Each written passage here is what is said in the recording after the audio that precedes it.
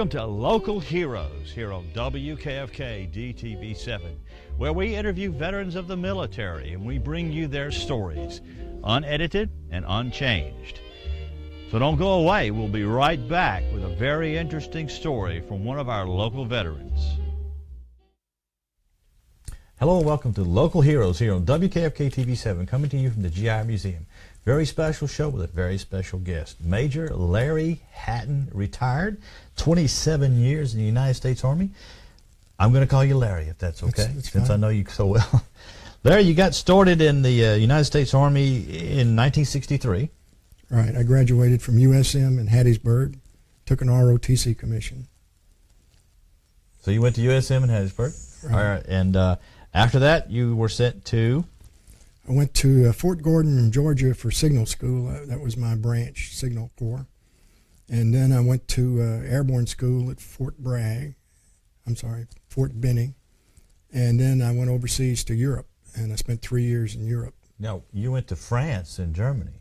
Right. I was stationed a year in France and then 2 years in Germany. Yes, for people that don't know, we were in France for many years after World War II, but they asked us to leave, in essence, didn't they? Yeah, Charles de Gaulle had his feelings hurt right after World War II, or close to it, and he never liked the Americans. So after I was transferred to Germany, they moved all the troops out of France. And while you were in Germany, what were you doing with the Army? I was still in Signal Corps. We had 50 radio stations throughout Europe. We were the Bell Telephone of Europe at that time, in the 60s. Okay, you were fighting the Cold War, is basically Right. what you were doing. Yeah. We our mission was, if the balloon went up, run. That's all we were. That's all we had, a few weapons. Yeah, couldn't stop them. It was the guys along the border there that had to do that. Oh, okay. And then after Germany, you were there for 3 years in Germany. Right. Anything memorable happened in those 3 years while you were there? I was selected by the battalion to audit all the mess funds. We had all these isolated sites up on top of the hills. So I've been on all the high hills in Germany and France. So that was a fun trip. Cool. Took me about 2 weeks. Yeah. Did it in my little Volkswagen. In your little, oh, okay. And then after in Germany, you went back to the United States and you went to a military intelligence aerial surveillance school? First I went to military. I transferred branches and I went to the military intelligence basic course. Okay. That's at Fort Holabird, and it's no longer there. Then while I was there, I went to the aerial surveillance school, which was 9 months long. And there they taught me how to read imagery, photographic imagery, how to plan reconnaissance missions. And I was headed to the Combined Intelligence Center in Vietnam right after that. And when I got to Vietnam, I was at Camp Alpha, which is up near Benoit Air Base. And they said, you're not going to the Combined Intelligence Center. You're going to be an advisor. So they sent me into the advisory chain. And after a couple of days, I wound up with the 7th Vietnamese Infantry Division as a staff officer, an advisor there with them. Now, this was 1967, and I ended up in the city of Mito. And we lived in a Catholic seminary, a couple of hundred of us. And then, you hadn't been to a Vietnamese language school, had you? No. How did you communicate with these guys? With a lot of sign language. They had known Americans. They could speak a little bit of English, some of the guys. So you get assigned to this Vietnamese unit, and then you had to go out in the field with them. Right. There was a reconnaissance company, and there were 4 in the division, had 100 men, and that would fit on 10 helicopters. So they'd come in with what do they call the flight? There's 10 of the guys lined up. We run and jump on the airplane. They take us out and put us in. They lifted you and inserted you into LZ. Yeah. And if we found anybody, then they'd bring in some heavier troops. So you were out looking for the VC, the Viet Cong. Right. And you probably would engage them if they found you first or if you got too close. Right. Have some charts here? Give you a quick chart there. All right. I was way down here in 4 Corps. And 4 Corps, there was only one American unit. There was one brigade of the U.S. 9th Division. And all of this was before Vietnamization. So we would protect the rice belt here. That's what the Viet Cong wanted. And the Viet Cong movement started down here in Bien Hoa province, south of Mito, south of Saigon. So we would go way out here near the Parrot's Beak, conduct operations along Highway 4 and further out near the border. So you'd be out there with 100 Vietnamese, and you just hoped bad guys didn't want you that day. So you were protecting the rice belt. That was important. Keeping Highway 4 open and protecting the rice belt. Because that was where all the rice was being produced for the country. Yeah, the VC would have provincial mobile battalions, they called them. And there was about 350 people, and they would travel about 4 Corps. And they had prepared positions, and they'd move from one position to another. And the day that I had the big battle, it was the 514th Provincial Mobile Battalion. They had had a battle with the U.S. 9th Division about 6 months earlier, and they lost a couple of hundred guys. So I don't know if they were full strength by that time, but there were a lot of guys. And so describe for us, okay, you got another chart here. And here we go. Okay, this is Mito, and this is Highway 4 going along, and goes on down to the city of Canto. Up here, there's what they call the double Y canals. The VC like to run up and down these canals, and we landed one day right here in an open field, and that's on this next chart. This one? This one, yeah. Yeah, we landed out in this field, 100 of us, and the helicopters pull out. It's nice and quiet, and nobody's opened up on us. So we start going in this direction, going toward the west, and we run into a tree line here, and we see a lot of footprints going north. So we started following them, and we got up here to the canal, and we doubled back over this way, and that's when they started firing on us.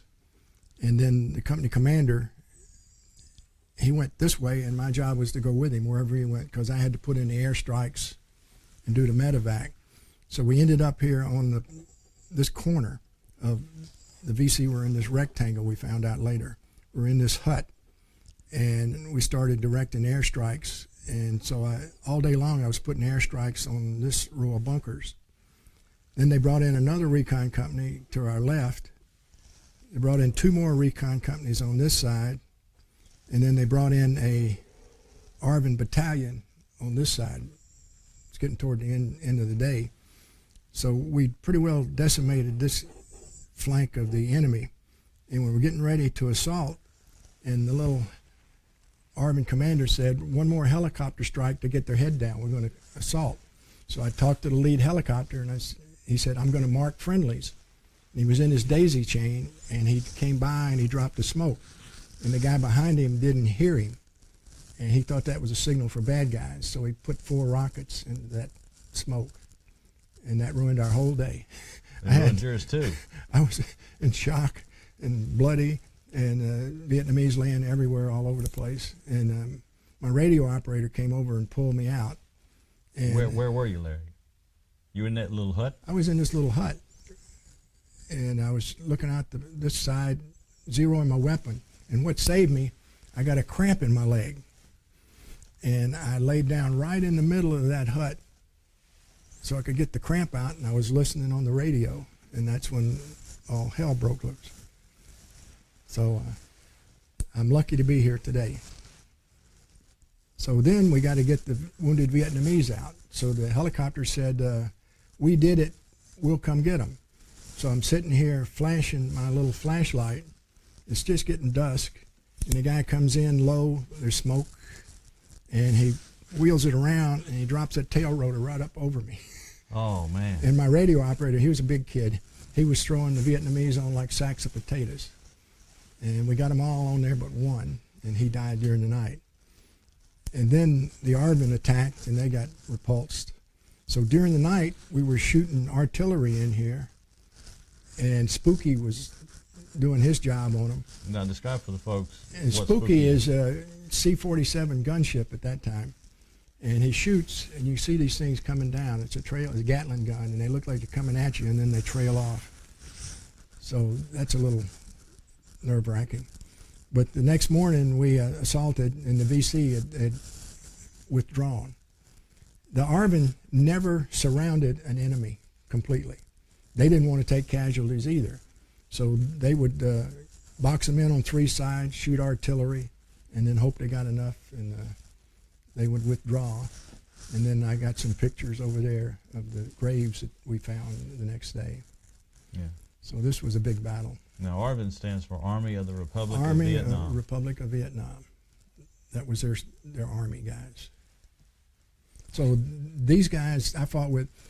Give you a quick history. The 7th Division was one of the better divisions in the Vietnamese army. And they had been told not to take casualties by Diem. If you remember, he was the president of Vietnam up to 1963. And there was a lieutenant colonel called John Paul Van. A lot of people have heard of him. He ended up in charge of the civilian part of the war over there with the Vietnamese. And he had talked them into taking action down in a town called Ap Bac. And the Vietnamese were listening on the radio to everything that was going on. And they just creamed the South Vietnamese. So the Vietnamese didn't like to take casualties, and it was up their chain that they weren't supposed to take a lot of casualties. But overall, I think they lost 1 million men in the whole Vietnam War. Lost a bunch of guys, and we lost 500,000. So that was one battle. And can you pull that one back? Yeah. So I have the honor of landing on 2 VC battalions on different occasions. This one, there was an operation into the 7 Canals area. It's further west. And there's 7 canals that come together here.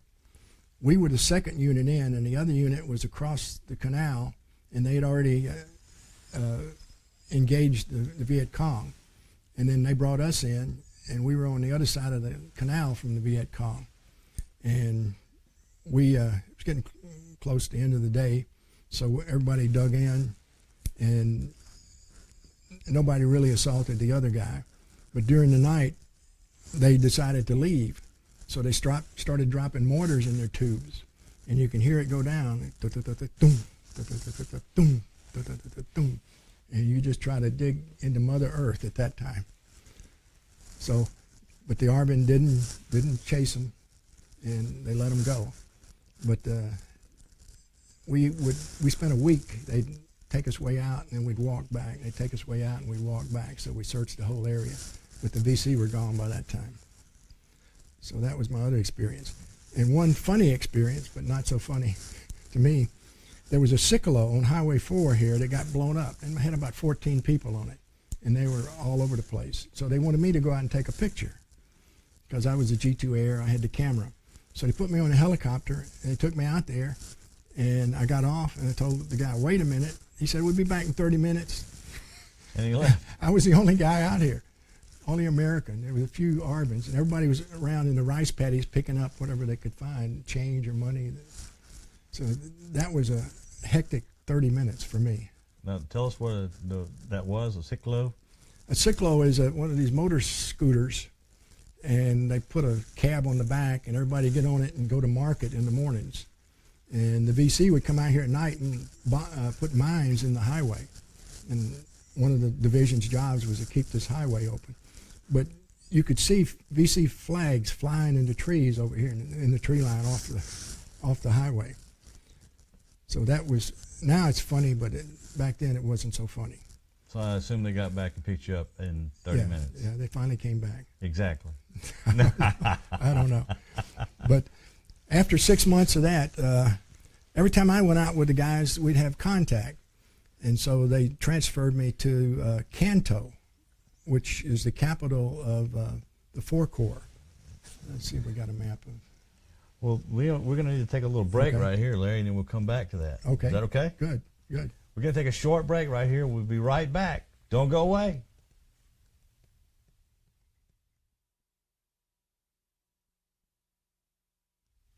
Welcome back to Local Heroes here on WKFK. Today we're talking with Mr. Larry Hatten, Major Larry Hatten, retired U.S. Army, 27 years.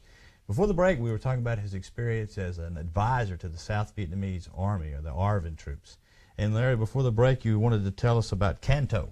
And we've got a little map here where to show you can show where Canto is as far as a location in South Vietnam. Okay, Canto is or was the capital of 4 Corps. It's a little further down from Mito and Saigon.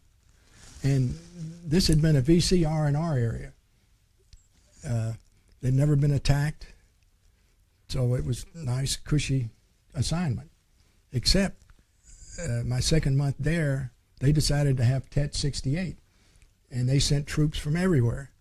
And we heard the fighting going off. We were having we lived in a 3-story villa, and we were having a little cookout up there, and we had some Vietnamese over, and it was their New Year, Lunar New Year, and we could see tracers going up all over the place. And we said, well, they're just firing and having fun. Well, that was the VC attacking. And then we heard an explosion over on the other side of the city, and gunfire, and that was the first shots fired by the MIBARS battalion, which is Military Intelligence Battalion, Aerial Reconnaissance and Surveillance. Their security guard saw somebody and told them to halt, and they didn't, and that's how the firing started. The VC came into the city, and there weren't any units available. Everybody was on Tet having their holiday. There was one company of ARVN around the 4 Corps headquarters, and that's what the VC wanted, was the 4 Corps headquarters. So these guys kept them from getting in there, and we found out from my little secretary after all the battles were over. She came back to work, and she said they stopped at her house, and they said, where is such and such a street? And she said, I don't know. And the guy pulled out a pistol and put it in her face and said, where is the street? So she said, oh, it's over there. But they didn't have good maps, and they weren't familiar with the city, so that kept them from moving through the city so fast. But we were cut off in our 3-story villa. We fortified it, had 17 guys in there, and we were told not to shoot at them so that they wouldn't come after us, but they were after the 4 Corps headquarters. And we took our mattresses and everything we had and fortified the firing positions. And then we watched the battle. It lasted for several days. They were attacking the Corps headquarters. And I was up on the roof, and I still had communications with the headquarters. So we would watch them mass for an attack, and we say, here they come, and then they would attack and get repulsed. But luckily, if the Corps headquarters didn't fall, and then everything else would have fallen. They were after the division headquarters. So after several weeks, the U.S. 9th finally put a combat unit in there, and I saw them walking down the street, and well, you could go out and kiss those guys. So you're surrounded for 2 weeks. Yeah. And we'd have little forays. We'd go out and try to get something to eat. You had to go all the way across the city to the other compound. So you go through an intersection, and the bullets would whiz and fly, and just hoping that one wasn't after you. And then we got down. The battle was still going on the other side of the city. They had pushed the VC to one side of the city into the Canto University area. And we were down at the Corps headquarters burning documents. We still thought they might be able to get us. And the G2 advisor, Colonel Carey, was coming in. This is a funny story. He was driving his Jeep back to the Corps headquarters, and a ricochet round hit him right in the back of the head and knocked him out. And he came driving into the wall. Bam! So they got him over to the across the street to the little hospital there at the 4 Corps headquarters, and he said he was laying on the table, and the VC went by the window firing in at him, and he rolled off and knocked himself out again. So he got knocked out twice, but he made it through.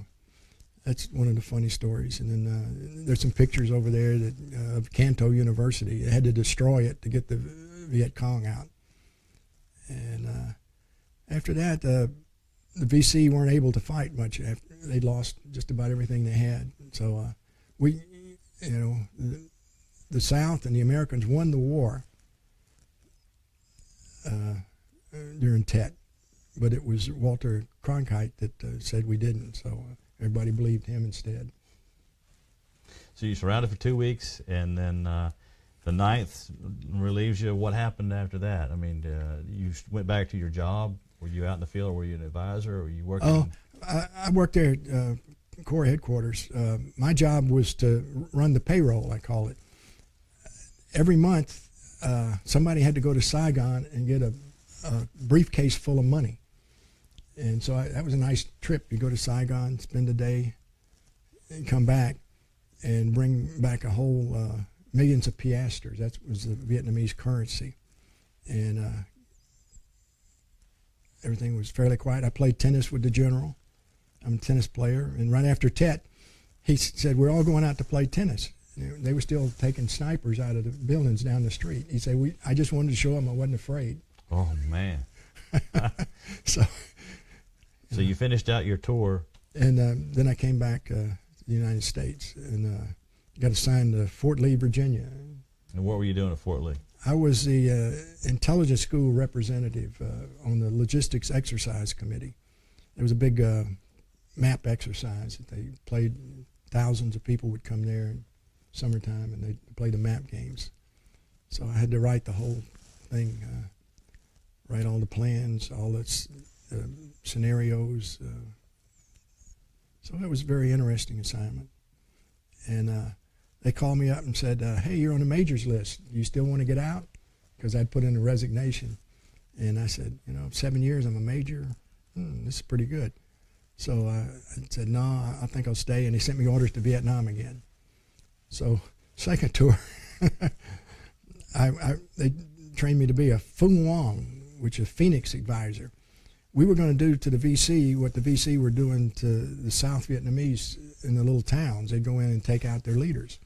So you kill them or capture them. So I got to Camp Alpha again, and they said, you really want to go do this? I said, no. And they said, we got an excellent job for you, G2 Air Advisor in I Corps. So I went to Da Nang and unpacked my bags, and they said, you're going out to Khe Sanh. So they were invading Laos. The Vietnamese were trying to show that they could carry the war on their own.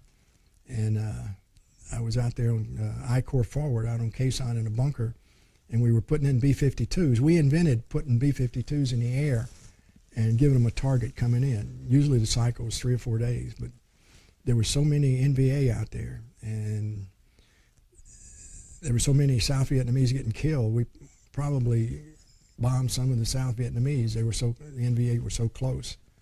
But the Vietnamese army lost over half of its people. Nearly every company grade officer in the 1st Vietnamese division was killed. So they were never able to reconstitute because they were all from that area. And you couldn't bring guys from Saigon up to the DMZ area and expect them to fight. They wanted to go back home. So that hurt them bad. And then I came back. It was nice duty there in Da Nang. I'd fly with the 01 Squadron, ate in the general's mess, run up and down on China Beach, play tennis. I'm the reigning Vietnam doubles champion and singles runner-up.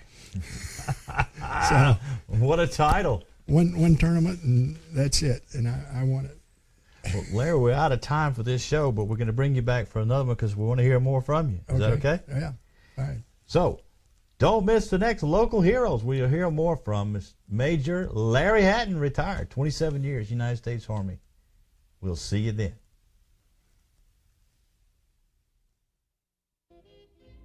Thank you for watching this edition of Local Heroes here on WKFK DTV7, where each week we bring you a story about a veteran, unedited, unchanged, and in their own words.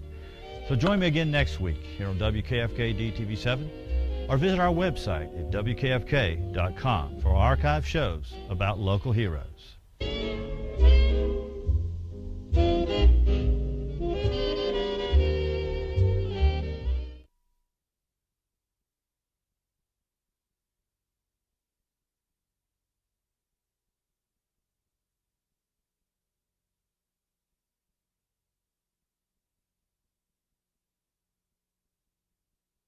Welcome to Local Heroes here on WKFK DTV7, where we interview veterans of the military and we bring you their stories, unedited and unchanged.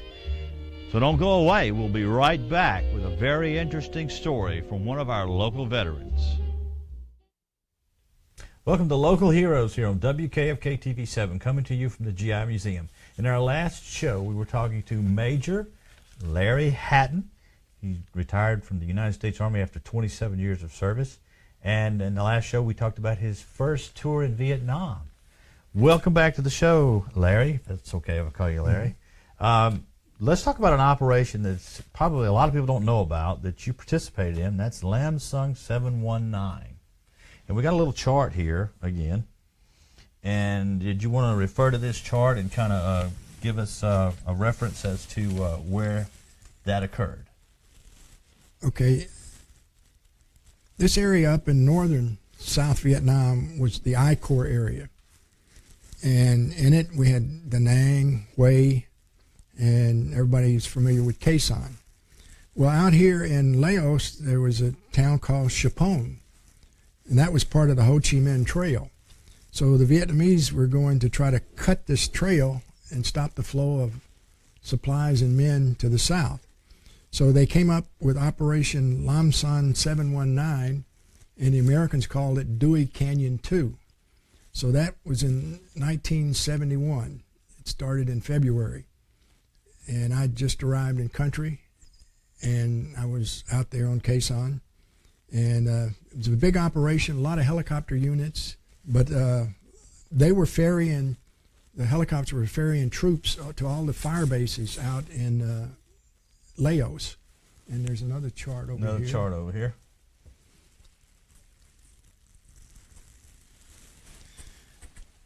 If you go up from Da Nang up Highway 1, there's Quang Tri, and then you come to Dong Ha. And then from there, there's a highway that goes on out. The first elements went in to open this highway. And they started building, I was out here on this one called Khe Sanh. It was actually called Ham Ni by the Vietnamese. It was a high hill, and they had a helicopter pad on there where they load troops out and send them in. And they were bringing them from several other locations. But the object was to take the troops on out here into Chapon. But there was an underestimate of the number of anti-aircraft artillery that were out there in Laos. And after the operation began, then the North Vietnamese started moving more units in there. So you had all of these troops out here on these little isolated landing zones, and the North Vietnamese would surround them, and then they had tanks out there. So once they got enough anti-aircraft, the helicopters couldn't get in there to get them, and then they would overrun the site.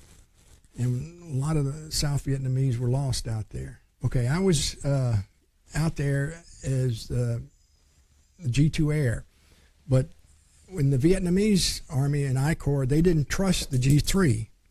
So they had the B-52 bombing mission in the G2 shop. So I had a counterpart, a little captain called Dai Wei Tan, and he spoke pretty good English, and he was my counterpart. He'd come up with a target, bring it to me, I'd check it out, make sure it was good, and I'd take it across the river there in Da Nang to the 24 Corps. They would go through the same procedure, and then they'd put it in the system to go down to Saigon, and then they would evaluate all the targets, and then they would come back, send messages of which ones they were going to bomb. So that would come to me, and then I would tell my counterpart, and then he would go tell his boss. So that was what we did every day after Lam Son 719. But during Lam Son 719, there was so much activity going on in Laos out there that they cut this cycle of 3 days down to put them in the air and let them come. And then we give them a target as they came in. So they dropped a lot of bombs, killed a lot of enemy, some friendlies. But the guys that really caught the brunt, the American guys, were all the helicopter units. Some of them lost 60, 70, 80% of their helicopters. And I forgot what the count is, 700 and something aviators. Right. Now, y'all were doing all of this. Y'all were directing all this, and you were coming up with all these targets, and you were directing all these B-52s. This was before the age of the computer. Right. This was all... So it was all... I'm not a radio whiz, but they had these secure radios, the VHF, the Americans. Right. The Vietnamese didn't have them, but the Americans had them. So the object was the Vietnamese get it to me, I get it to the Americans. They put it in the encrypted system, and it went to Saigon. But you were typing it basically with an old... Stubby pencil. A stubby pencil, okay. You're writing it with a stubby pencil. Yeah. And you were getting this done. Take a map and put 4 points on it and draw a box. B-52s usually ran in a cell of 3. And anything within a box 1 kilometer by 3 kilometers would be wiped out whenever they came in. So it would be a bad day if you were even underground when the B-52s hit, because they were dropping 500-pounders and like 112 500-pound bombs each. And a kilometer, how big did you say that was? 1 kilometer by 3 kilometer box. So that's a couple of miles long and about a mile or so wide. Yeah. And it's all gone. It's history. It's no more. The way they did it, there were sites that would coordinate the B-52. And when he got to that point, he would drop. It was under somebody else's guidance. So they were pretty accurate. And you were doing all this with a stubby pencil. Hats off to you. That's From where stubby we were. pencil. Yeah. No. We were in a bunker, as a picture over there. And they would shell us about twice a day with 122 millimeter rockets, just to let us know they were out there. And there was a Ranger battalion providing security. And we'd run out, go to the bathroom, run back in the bunker. But if one of those 122 millimeter rockets hit that bunker, it was all over anyway. Yeah. They would shake that whole mountain when they would hit. But the funniest story that happened, the Ranger advisor was a big black fella. I can't remember his name. And he was out on the back berm going to the bathroom. And a rocket came right over the hill over his head. And he came running back in. Real quick. Yeah, we learned to run out, run in. So describe you're living underground, basically, kind of like a rat. Yeah, a lot of sandbags. Sandbags. There's a picture of your bunker there. And what other kind of living conditions can you tell us about? We had a cot, and we get visited periodically by, it was a lieutenant colonel that came out, and I said, bring me a case of beer. So he brought me a case of beer out there. Obviously, it wasn't cold beer. The Ranger advisor had a little refrigerator, though. Oh, okay. So we could get a cold beer. So that made it tolerable out there. And what were you eating? MREs. Sea rations. Yeah. They just developed MREs where you could heat it up and eat it. Oh, okay. So it wasn't too bad. No. It wasn't too good, but it wasn't too bad. You weren't that hungry. You were scared to death, basically. So that's what you did mainly on your second tour in Vietnam? That's what I did out there when I was on the Lam Son 719. The Vietnamese lost half their troops. They beat up the NVA pretty good, and they weren't a threat for a while. So the rest of my tour, I just run B-52 targets. I was on the briefing staff. Every other day I'd brief the general. I was the G2 advisor briefer. And I was also the G2 air advisor for I Corps. And the Vietnamese G2 air didn't fly. He stayed in the bunker. So I would go out flying with the 01 Squadron, which is a little Piper Cub. A bird dog. Bird dog, like you saw Henry Fonda in the Battle of the Bulge riding in that little plane. Yeah. But that got hairy. I had some close calls in the little bird dog. Low and slow. Yeah, we got up in the High Van Pass, which is right outside of Da Nang. Da Nang sits in a sucker bowl, they call it, and there's mountains all around it. And you get up in the mountains, and the downdrafts was pulling that little plane nearly all the way to the ground.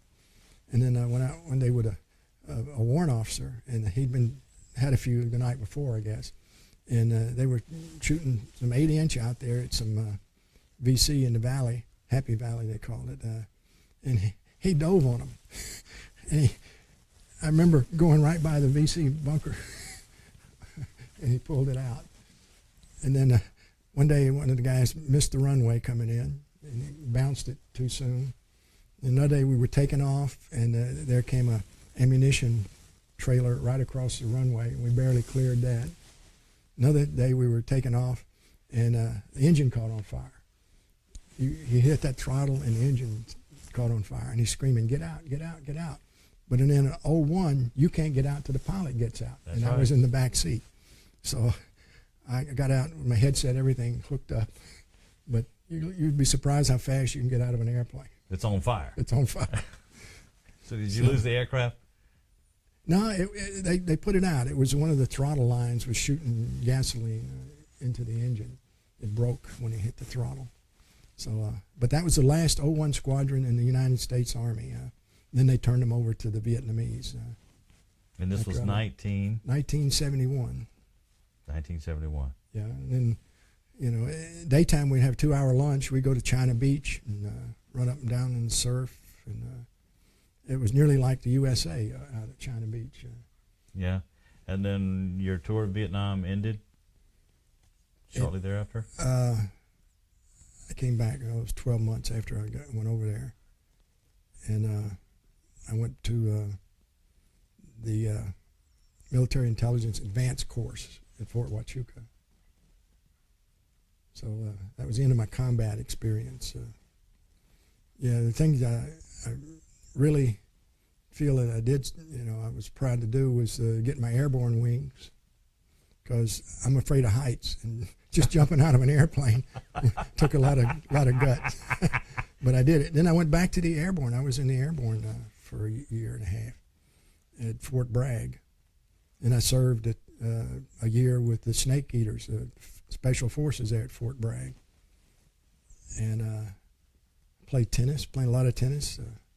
Which you still play today. And I still try to play today, yeah. I was inter-service doubles champion, a junior vet, that's 35 and over. In America? Yeah, And Army, Navy, Air Force. And then you were in Vietnam. Inter-service, yeah.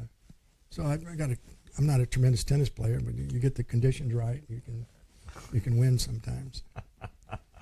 Well, we're going to take a short break right here, Okay. and we'll be back, and we're going to tell you more about this interesting story here on Local Heroes on WKFK TV 7.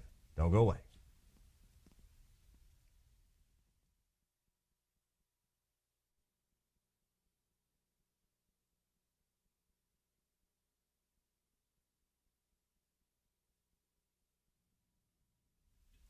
Welcome back to Local Heroes here on WKFK TV 7. We're talking with retired Major Larry Hatten, 27 years, United States Army, 2 tours in Vietnam. And Major Hatten, we've got a shadow box here, and it's got probably every patch of almost every unit you may have served in this shadow box. Yeah, I tried to put this together so it had every unit that I was in from the beginning here.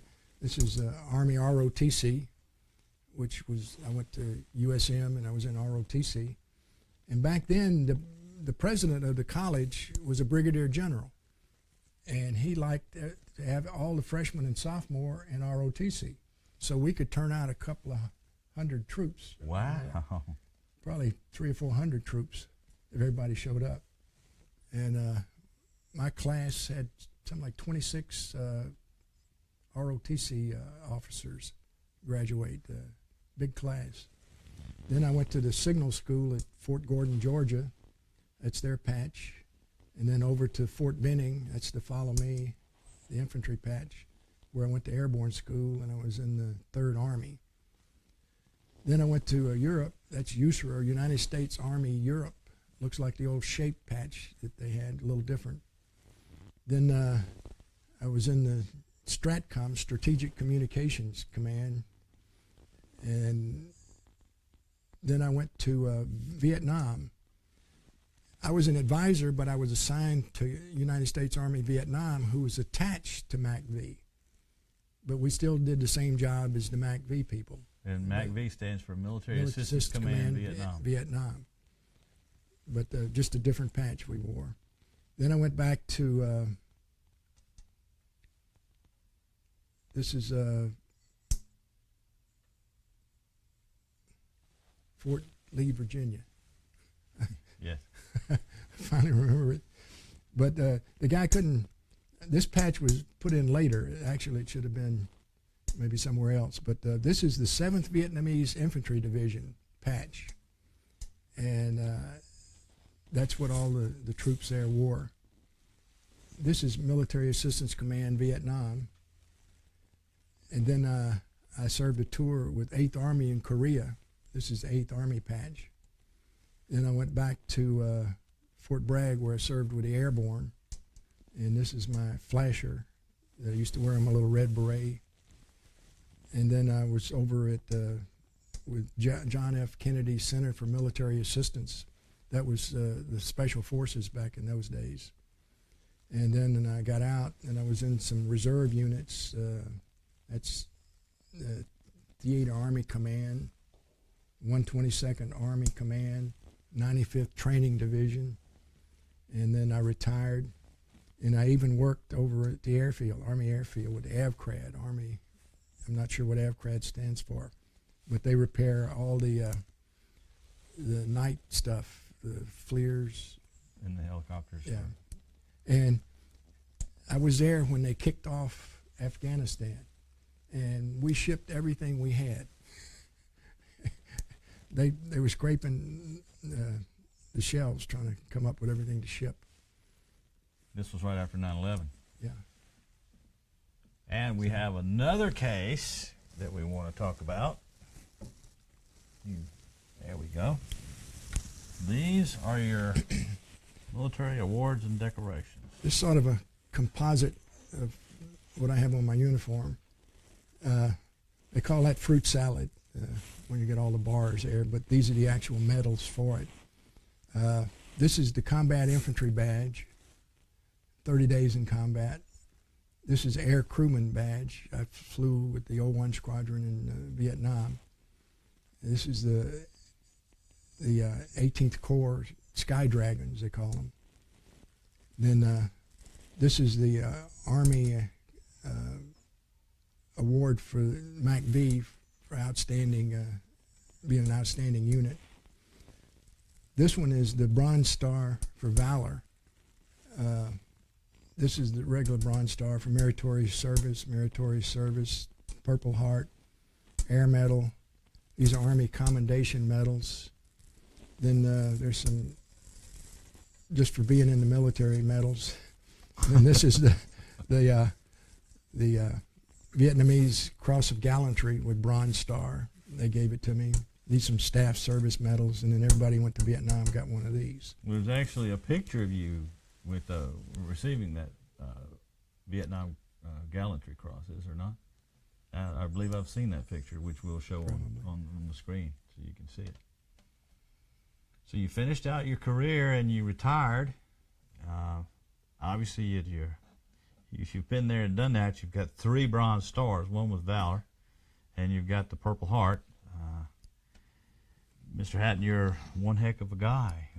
Yeah. Well, I lost my hearing on the left side, and I suffer from post-traumatic stress disorder, bad dreams at night, night sweats, startled.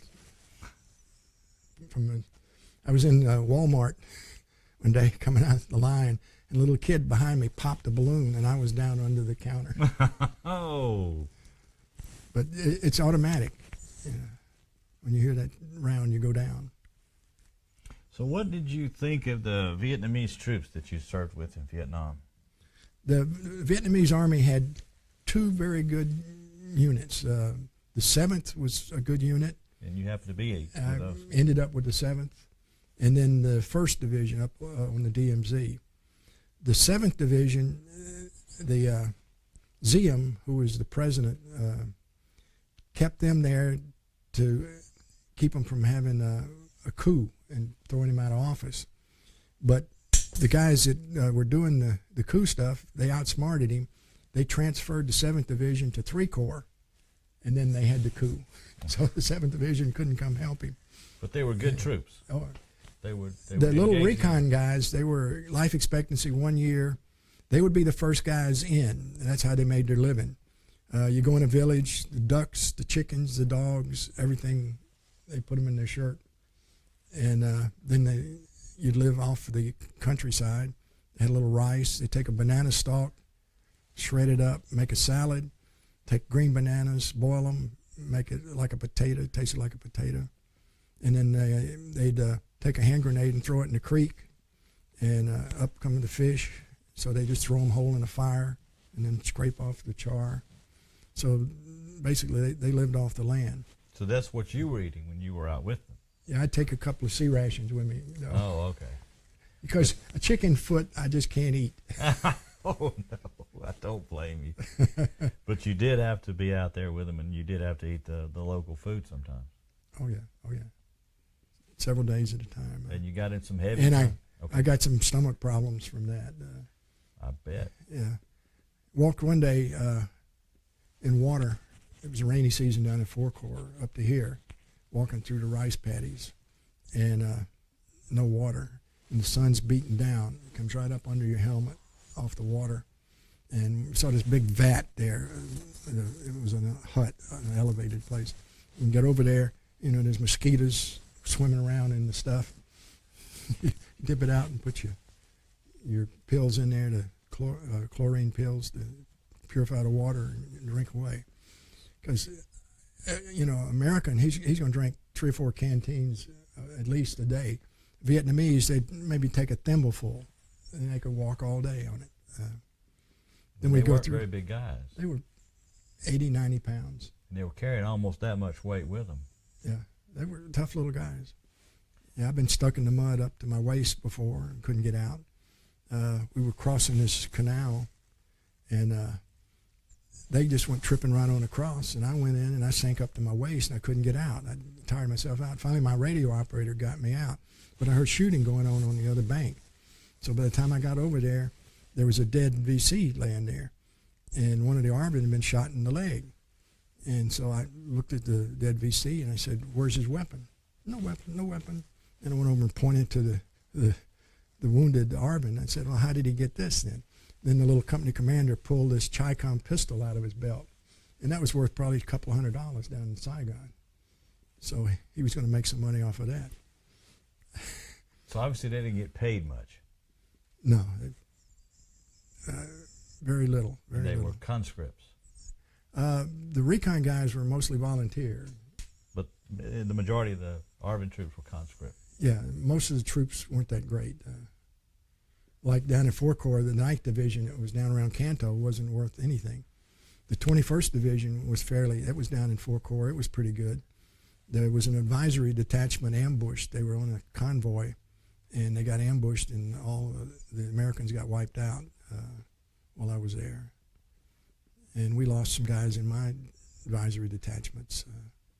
Sergeant Bills, he was out in one of these search and destroy things and caught a bullet in the head.